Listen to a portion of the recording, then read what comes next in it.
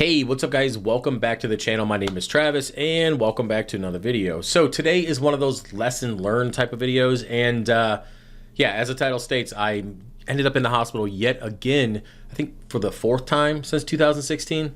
Yeah, either way. Not my proudest moment, but I do like to share these experiences with you guys in hopes that you can avoid them and make better decisions than I have. So with that being said, today we're going to talk about how I got a pretty nasty infection that kind of went at my arm, and I had to spend quite a few hours in the ER, hooked up to IVs, getting a bunch of medication, and gonna be on medication for the next couple weeks in hopes that it stopped. It's pretty much kind of receded, and it's not nearly as bad as it was, so I'm pretty thankful for that. But because the outcome was not going to be good, and we'll talk about that here soon. So with that, yeah. So again, these are my lessons learned, and I'm up in the air about sharing this kind of stuff because it's like, hey, Travis, you're supposed to be out here teaching people how to do the right thing, yet you're ending up in the hospital yet again because you're a fucking idiot. Whatever. All I hope is that you guys learn from my lesson and don't make the same mistakes, saving yourself a ton of time, stress, anxiety, and an ER visit. So with that said, let's go ahead and get into the story. Let's go. Okay, so as you guys know, I like to do a 25-gallon water change or a weekly water change. If you saw a video I posted a couple weeks ago talking about like kind of my new theme to the reef tank since the beginning of January. And basically, every week on Sunday, I do a 25-gallon water change in the reef tank. That involves either the main display, the sump, or one of the two low boys. And this week, I wanted to remove all my LPS, all my ZOAs, basically everything from the left low boy, and put a new egg crate and kind of frag everything up and get everything organized, because I am bringing a bunch of coral back to the website, and I just wanted it to be organized so I would have, you know, easier to ship in general, right? So I was pretty stoked about getting that done. It's been on my to-do list for several weeks now. Now, I usually do it in the afternoon. So let's go ahead and kind of back up to the morning.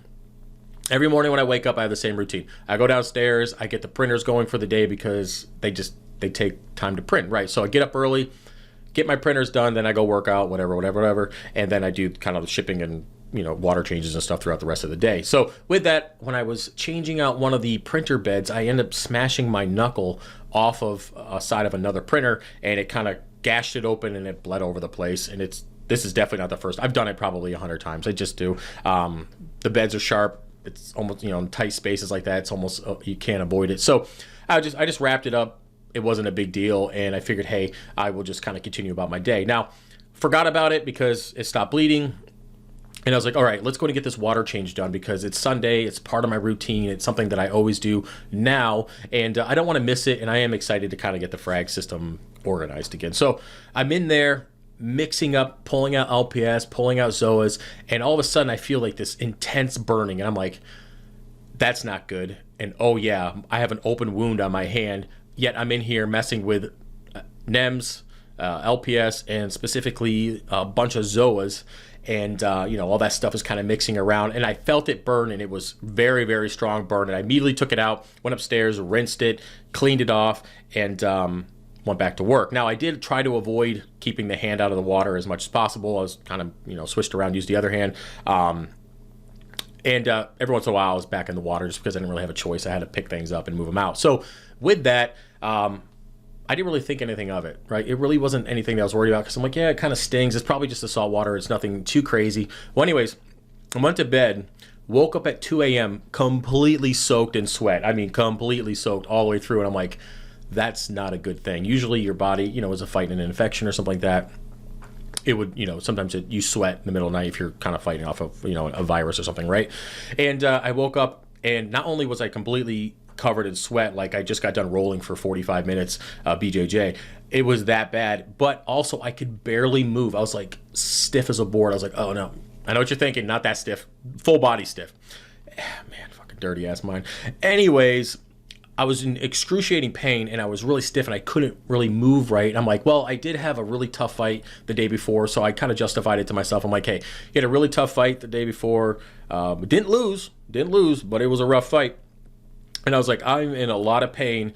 That might just be what it is, right? So I went ahead and took a couple ibuprofen, I think like 400 milligrams ibuprofen, and I was able to fall back asleep about 5 hours later. So essentially that night I slept for like 3 hours, which is already not good for healing purposes, right? Or fighting off an infection. So here we are Monday, And I'm training and kind of doing my normal thing, and I didn't really think anything of it. It was wrapped up.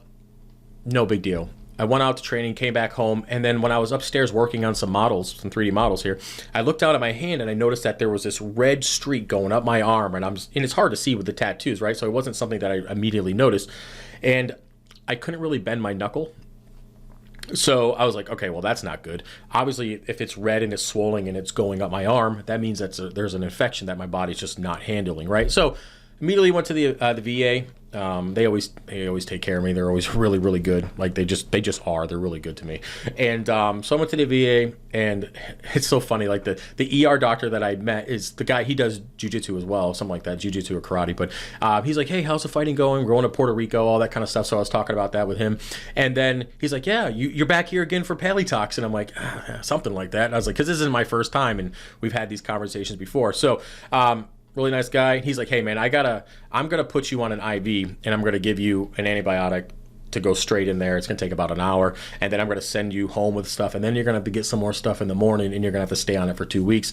And basically, the conversation. One thing I really appreciate about the VA, which is good and bad, is that they're very blunt.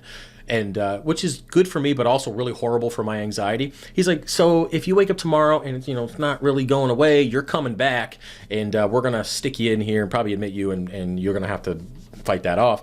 And I'm just sitting there thinking, like, am I really gonna go out from a reef tank? Because it was spreading. It was painful. It was spreading up, and thankfully it didn't go septic or anything crazy like that. It didn't get into my bloodstream. So.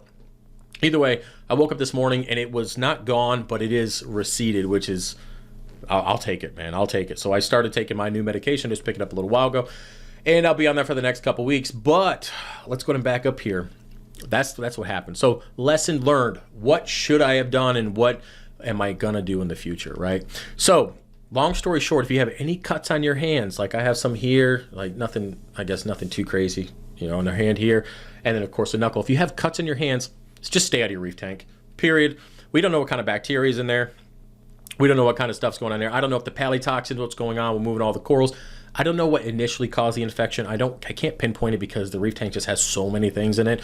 But overall, if you have cuts on your hands, just stay the hell out of your reef tank. That's it. So from now on, if I bash my hand, guess what? That water change is going to take a couple more days. It's just the way it is. Cuts on your hands, stay out of there. If you got, a lot of us during the winter time, we get like these little cuticles, or someone's gonna bitch about that. I don't know what the name of it, but you get like the dry skin, like peels, and it starts cutting and stuff. Keep your hands out of your tank. Don't do that. And if you are reaching in your tank, and this has happened to me before, you grab a rock or something, a coral, and like a little verminted snail or one of those little tube worms, whatever, punctures your skin and it starts bleeding, you're done. You're done. Don't be playing in there anymore. Go clean your hand, because there's been several times that I've gotten hit with one of those, and then it would just swell up and I couldn't move my thumb for a couple days. So any kind of open wounds, anything that's going on with your hands like that, scratches, just stay out of your reef tank. It's not worth it. It really isn't. The infection is painful. It is just not worth it. And thankfully, I'm in relatively decent health. I am kind of fat right now, but relatively decent health. If I had any kind of immune issues or anything compromised in my body, probably wouldn't have gone as well, right? So even with antibiotics, I still needed a shit ton of them to get through it. So with that, another lesson learned is sometimes it's okay to deviate from your schedule. And that's one thing that I'm gonna have to work on is I'm dressed where I dress. I'm gonna get this done because I need to get it done, and it has to be done. That's just kind of my personality. And in this situation, it didn't work out for me. Like I should have just not did the water change. Just wait a couple more days, wait for it to heal up. I should have, first of all, I should have just not put my hand in the tank anyways, but ultimately I should have just waited. I should have, in hindsight, that's something that I've done. So with that, I am going to take the lesson learned, open wounds, anything issues with my hands, I'm going to stay out of the reef tank. Just like with my previous time I went to the emergency room for getting completely, electrocuted. If my floor is flooding, remember that little closet I had back in the day when I started the channel? If it's flooding, you probably shouldn't step in there with electricity. Well, I know now. So anyway, I got fucked up by that, by the way. That was rough. Man, it almost shot me through the wall. Anyways, back to what we're going. So just gonna, if I have to deviate from what I need to do, to kind of save my life and to do the right thing. And if that water change has to wait, then it is what it is. If I get cut mid water change or get punctured with a tube worm, then I'm done doing what I'm doing. If I have cuts on my hands, then I'm not going in the reef tank. That's just the way it is. So this might seem obvious to a lot of you guys, and realistically it is obvious, but I have so much going on that I guess the obvious stuff isn't so obvious anymore. So, and I admit that. That's fine. But lesson learned, I am thankful that I am feeling better.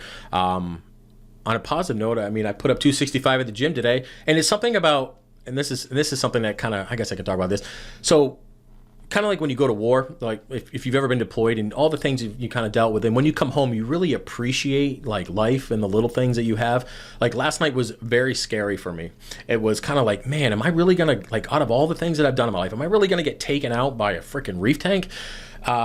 It was kind of hard to justify that. And, you had the anxiety on top of it. It's not even fun.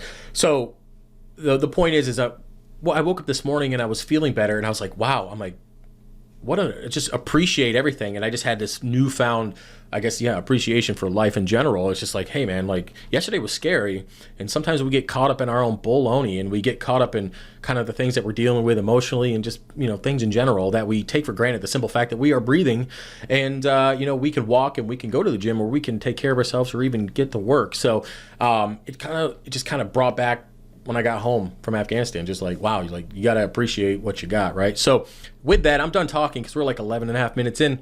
Lesson learned, I'm an idiot sometimes. That's it. So anyways, I appreciate you guys being here. If you want to support the channel, head over to fishofhex.com. Yeah. See you guys later. Peace.